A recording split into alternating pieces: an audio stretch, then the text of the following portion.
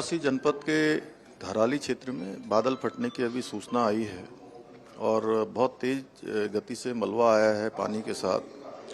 हमारा प्रयास है कि इस समय में सभी को जल्दी से जल्दी राहत के काम किए जाएं, बचाव के कार्य किए जाएं। जिला प्रशासन के लोग वहां पहुंच रहे हैं, साथ में हमारे सेना के लोग, एनडीआरएफ, एसडीआरएफ, आपदा प्रबंधन विभाग लगातार कोशिश कर रहा है कि हमारी सर्वोच्च प्राथमिकता है कि सभी को इस समय राहत की जाए, सभी को बचाया जाए और हर प्रकार से जान माल की सुरक्षा की जाए।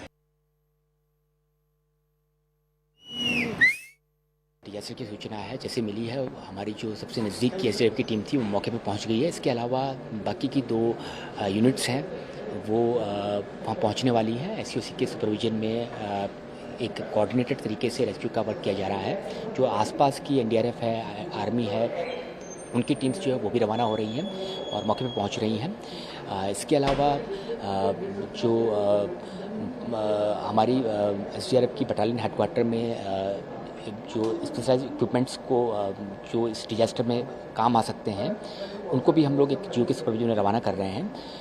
और इसमें जहाँ पर भी लग रहा है कि जो भी एजेंसीज जो हैं इसमें हेल्प कर सकती हैं, एसओसी जो है उसको क्लोजली कोऑर्डिनेट कर रहा है। सभी की सभी टीम्स मौके पर पहुँच रही हैं और एक कोऑर्डिनेटेड तरीके से एक रेस्क्यू वर्क किया जा रहा है। आप देखिए अभी और फ्लड आ गया है, देखिए कितना बड़ा फ्लड आ रहा है, अभी चल रहा है बहुत ज्यादा। ये सारे होटल यहाँ से बह गए हैं, यहाँ पर मंदिर बह चुका है। ये फ्लड ये सभी अभी देखिए आप फिर बढ़ गया है, बहुत तेजी से आ रहा है, शायद दिख रहा होगा आपको। और ये सारे गांव में 50 होटल कम से कम दब चुके हैं madam.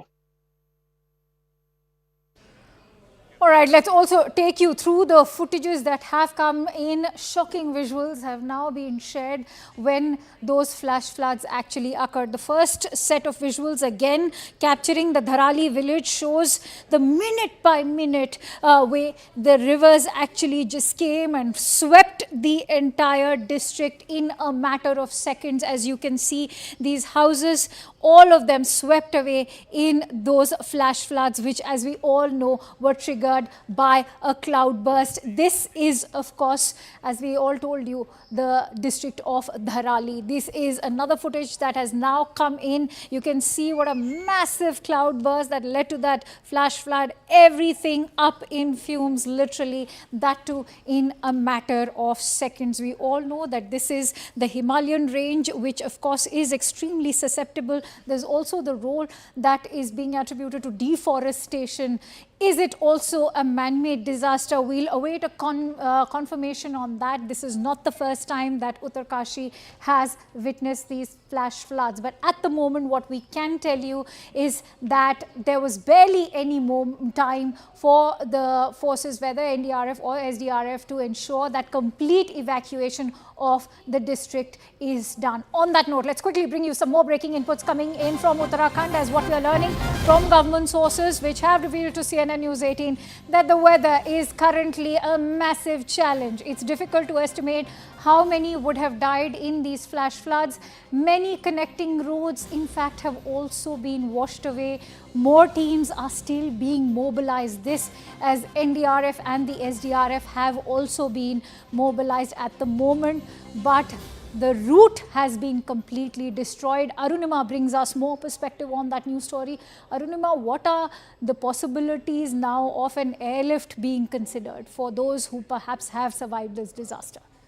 Yes, once you manage to reach the ground, perhaps you would think of airlifting if the weather clears, because even if you have to fly a chopper and if it is raining consistently and it's cloud cover, even a chopper won't be able to do much. Also, you have to find a way. If you have to land the chopper, you have to find a level ground where a helipad can be created. So that teams need to reach the ground zero. It's all a big challenge right now, given, to quote a senior officer, the weather is completely packed. That's how it is being described. And the connecting routes, the roads that were connecting, smaller, single lane roads or even pathways, many of them have been washed away as well. If you see the visual also, you'll realize that the river is not flowing through its course. It has created a new course for itself, and damaged everything that came in its way. So even roads that were mapped earlier, that were known to locals, now no longer exist. You'll have to find a new way to reach ground zero. That's a big challenge. But yes, NDRF, ITBP, Indian Army, SDRF, police, they're all trying with all their might, because in a disaster of this scale and proportion, every minute counts to pull out people.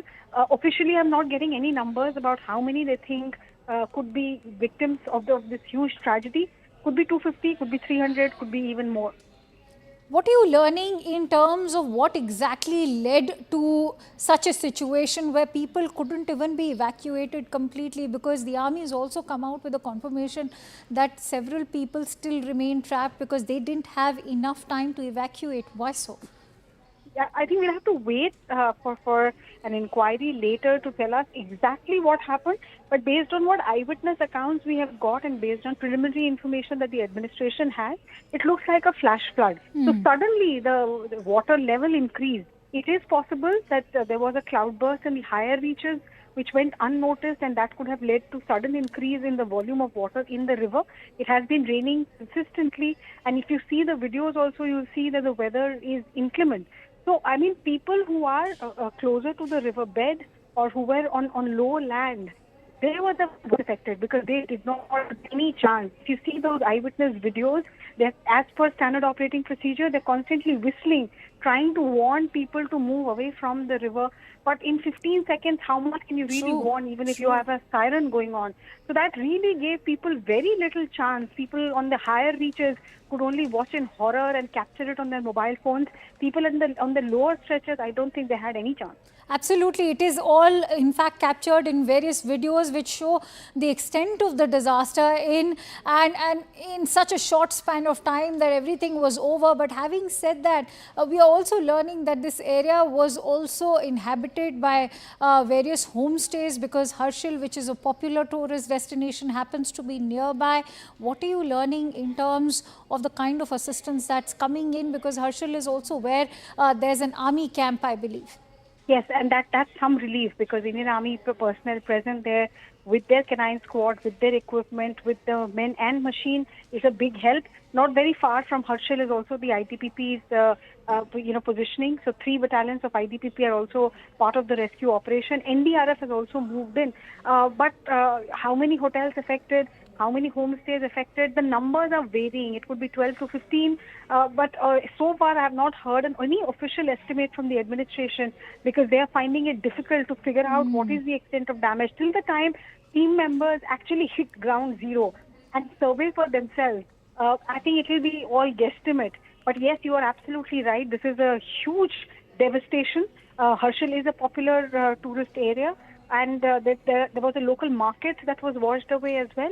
Plus, in the video, it is apparent that it was a heavily populated area through which the river just tore. I mean, the river has created a path for itself. It broke into 2. And on both sides of its usual course, it has inflicted damage and destruction. One will just have to wait for an official word from the administration on how many are dead, how many injured, what is the cost of damage to property, etc. Many thanks to you, Arunima, for bringing us all those latest inputs. With that, let's quickly go across to Anshul also, who's joining me on the phone line. Anshul, important to also jog the memory of all our viewers, given that it's not a first time that flash floods have been seen in Uttarkashi. What have been the learnings from the first time around compared to now? Well, this time around, the preparedness or the rescue operations that could have taken much longer to start.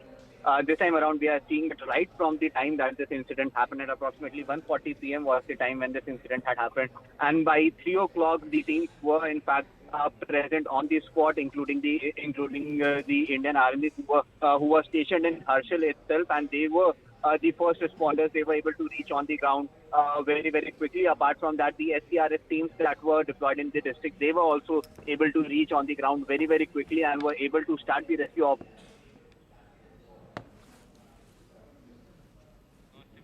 All right, we seem to have lost the audio with Anshul, but what Anshul and Arunima both have highlighted is that the biggest challenge at the moment, of course, remains the weather. The inclement weather is posing significant roadblocks for the various rescue teams, be it the ITBP, the NDRF, the SDRF, or the local police, which are all have been galvanized to jump to the rescue of all of those who have been trapped. Let's also listen to the reactions that have come in. The visuals that we see coming in, tell us a very horrific story. Tarali village, Tarali market area has been severely impacted because of this flash flooding of the Kheer Ganga river. Any details that you have so far about the relief and rescue? Have the teams arrived at the spot? Anything that you can tell us, sir? See, it's a very sad incident, and Uttarakhand being a Himalayan state where every rainy season these eventualities happen, we go through a lot of cloudburst activities. But what we are seeing today, because it's a dense populated area, so the is to send the relief team as soon as possible to the affected spot, rescue all the people who are stuck there. Our priority right now is to save lives. What's the